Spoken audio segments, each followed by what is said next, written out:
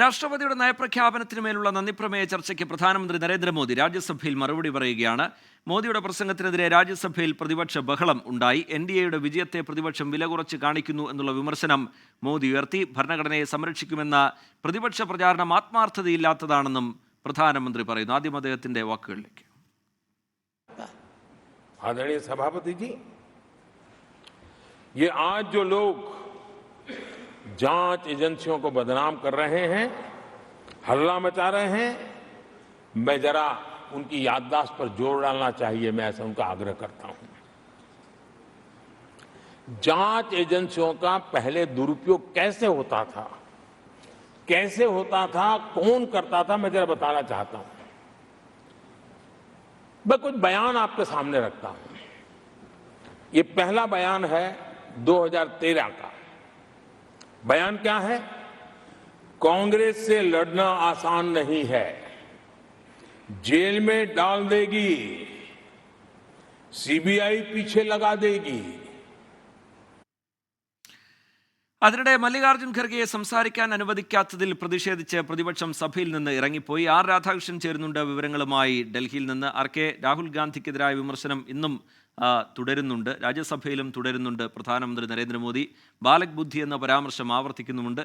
എന്താണ് സഭയിൽ കണ്ടത്? പ്രതിപക്ഷത്തിന്റെ സമീപനം എന്തായിരുന്നു? ഇപ്പോൾ പ്രധാനമന്ത്രി ഈ കേന്ദ്ര ഏജൻസികൾ നടത്തുന്ന അന്വേഷണവുമായി ബന്ധപ്പെട്ടിട്ടുള്ള നിലപാട് വ്യക്തമാക്കുകയാണ്. കേന്ദ്ര ഏജൻസികളെ പ്രതിരോധിച്ചുകൊണ്ടാണ് പ്രധാനമന്ത്രി ഇപ്പോൾ സഭയിൽ നിലപാട് വ്യക്തമാക്കുന്നത്.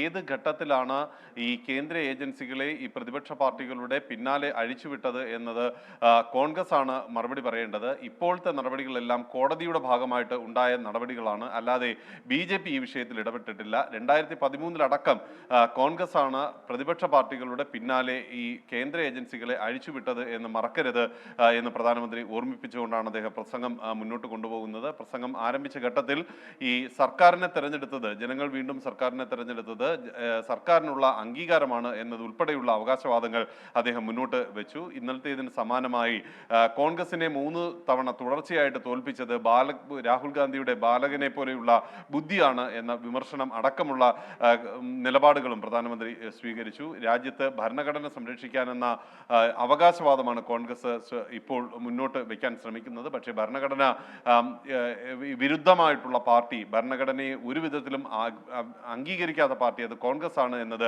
അടിയന്തരാവസ്ഥ പ്രഖ്യാപനത്തിലൂടെ വ്യക്തമായിട്ടുള്ള ഒന്നാണ്. അടിയന്തരാവസ്ഥ തള്ളിപ്പറയുന്നില്ല എന്നത് മാത്രമല്ല, അടിയന്തരാവസ്ഥയെ അംഗീകരിക്കുന്ന അഥവാ പ്രോത്സാഹിപ്പിക്കുന്ന രീതിയിലുള്ള സമീപനമാണ് കോൺഗ്രസ് കഴിഞ്ഞ ദിവസങ്ങളിൽ സഭയിലടക്കം സ്വീകരിച്ചത് എന്നതുൾപ്പെടെയുള്ള വിമർശനങ്ങളും പ്രധാനമന്ത്രിയുടെ ഭാഗത്ത് നിന്ന് വരുന്നുണ്ട്. കഴിഞ്ഞ ദിവസത്തേതിന് സമാനമായിട്ടുള്ള ഒരു സാഹചര്യം സഭയിൽ പ്രധാനമന്ത്രിയുടെ മറുപടി പറയുമ്പോൾ കാണാൻ സാധിക്കുന്നു. നേരത്തെ ഈ ചർച്ചയ്ക്കിടെ പ്രധാനമന്ത്രിയുടെ മറുപടിക്കിടെ ഇടപെട്ട് സംസാരിക്കാനായിട്ട് മല്ലികാർജ്ജുൻ ഖാർഗെ ശ്രമിച്ചു. അദ്ദേഹത്തെ അതിന് അനുവദിച്ചില്ല ചെയർ. തുടർന്ന് ഈ വിഷയത്തിൽ പ്രതിഷേധം രേഖപ്പെടുത്തിയ പ്രതിപക്ഷം സഭയിൽ നിന്ന് ഇറങ്ങിപ്പോവുകയായിരുന്നു. R രാധാകൃഷ്ണൻ വിവരങ്ങൾ നൽകുകയായിരുന്നു ഡൽഹിയിൽ നിന്ന്. ലോകത്തെവിടെയായാലും ഏത് സമയത്തും 24 വാർത്തകളും ഓഗ്മെന്റഡ് റിയാലിറ്റി പാക്കേജുകളും എക്സ്പ്ലെയിനറുകളും വിശദമായി കാണാൻ ഞങ്ങളുടെ YouTube ചാനൽ നിങ്ങൾക്ക് സബ്സ്ക്രൈബ് ചെയ്യാം.